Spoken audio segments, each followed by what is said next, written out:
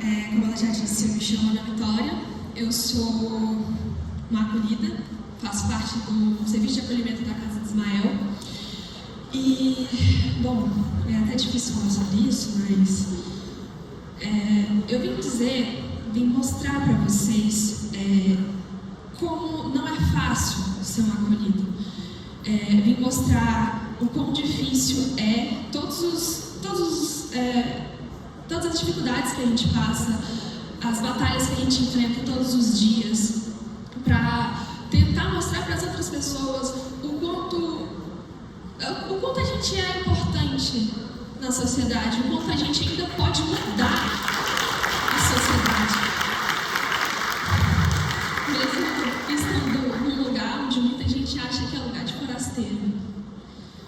Muitas das coisas que a gente defendeu na nossa conferência livre foi a questão de não sermos ouvidos.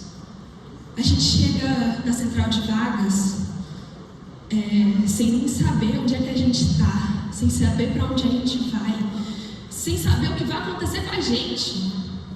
Porque muitas das vezes nossas famílias não têm apoio da assistência social, porque não sabem como funciona, não sabem por onde começar, não sabem o que fazer para chegar até a assistência social, porque todo dia liga, vai atrás, procura, mas a gente não é atendido, a gente não é ouvido. Como é que a gente vai evitar a situação de acolhimento para vários adolescentes pelo Brasil inteiro, não é só no DF? Como é que a gente vai evitar a gente chegar ao serviço de acolhimento no Brasil inteiro, sendo que toda vez que a gente liga no CRAS, no CREAS, seja o que for, no Conselho Tutelar a gente não é ouvido, a gente não é atendido, não é informado sobre o que a gente deve fazer.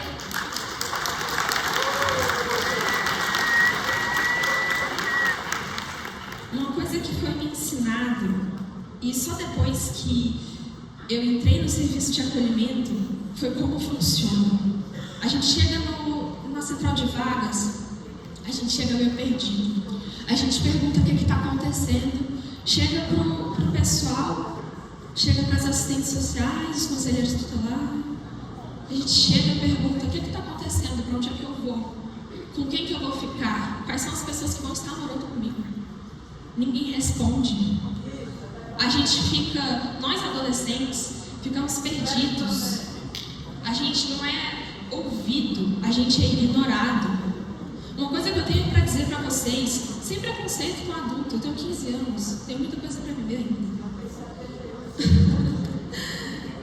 Tenho muita coisa para viver ainda. Não é preconceito com adulto não, mas na maioria das vezes, todos vocês deixam de escutar a gente, o que a gente sente, o que a gente vive ou deixa de viver. E no final, a gente acaba perdido na maioria das vezes, negligência de vocês. A gente não é ouvido, a gente é ignorado, a gente não sabe, no final a gente não sabe para onde é que a gente vai, com quem a gente vai ficar. Eu, como uma acolhida, com muita coisa que eu já vivi, e longe da minha família, e por coisas pessoais que aconteceram, eu tenho batalhado bastante para me manter de pé. Tenho lutado todo santo dia para me tornar uma pessoa melhor e lá na frente mostrar que nem sempre a gente sai do serviço de acolhimento como uma pessoa ruim. Nem sempre a gente sai do serviço de acolhimento como um prisioneiro, como um usuário de drogas. A gente pode sim mudar o mundo. A gente pode sim mudar o Brasil se a gente quiser.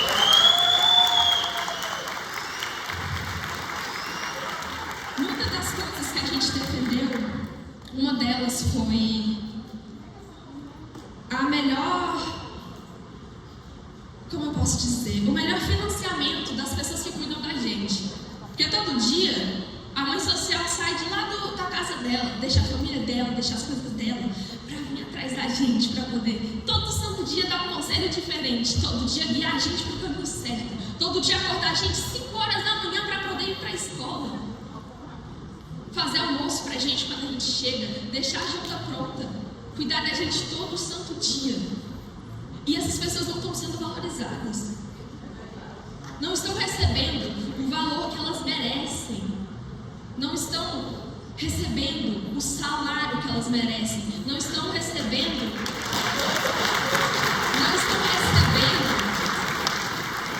a atenção que elas devem receber. Até porque elas tiram do próprio tempo para cuidar da gente todo santo dia.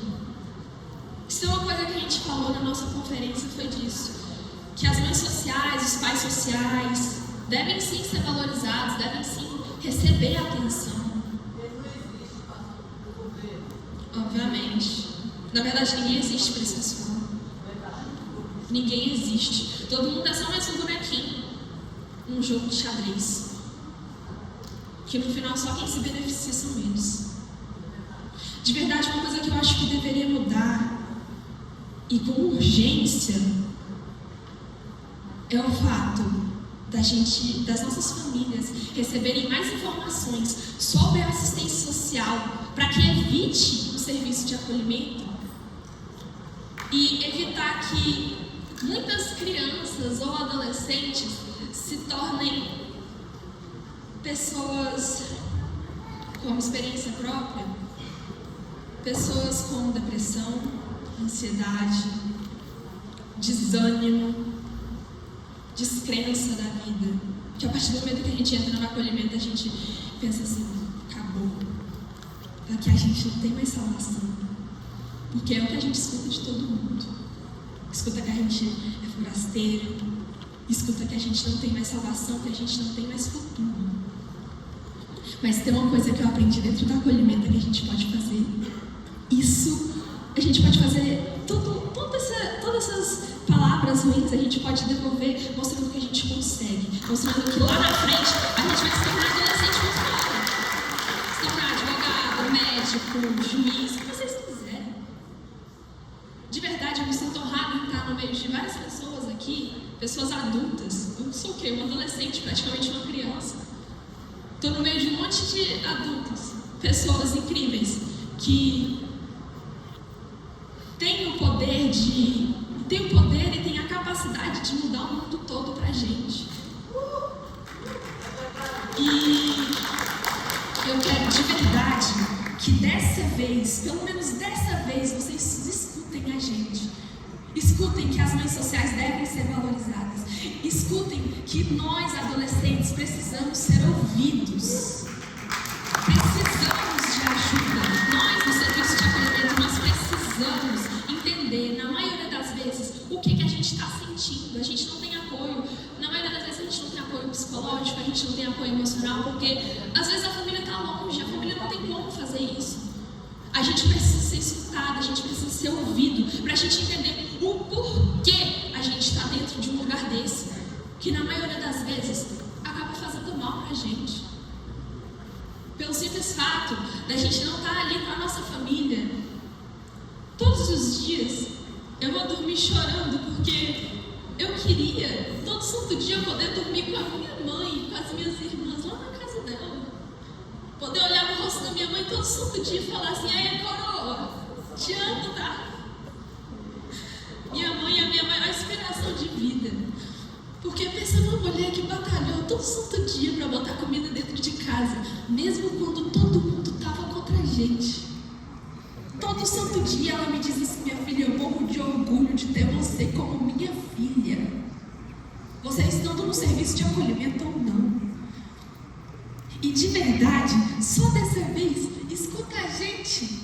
Escuta o que a gente tem para dizer. Escuta que a gente deve ser valorizado sim, que a gente ainda tem futuro. Escuta que as mães sociais, os assistentes sociais, todos eles têm que ser valorizados sim, porque todo dia eles se empenham em trazer um futuro pra gente, quando todo mundo já virou as costas. Nós, todos os dias, de todos os acolhidos que eu já escutei, de todos os ex-acolhidos que eu já escutei, que eu já conheci, que eu tive o prazer de conhecer, todos eles me disseram a mesma coisa: que eles estão lutando todo santo dia para mostrar que nem sempre um serviço de acolhimento acaba com a a gente.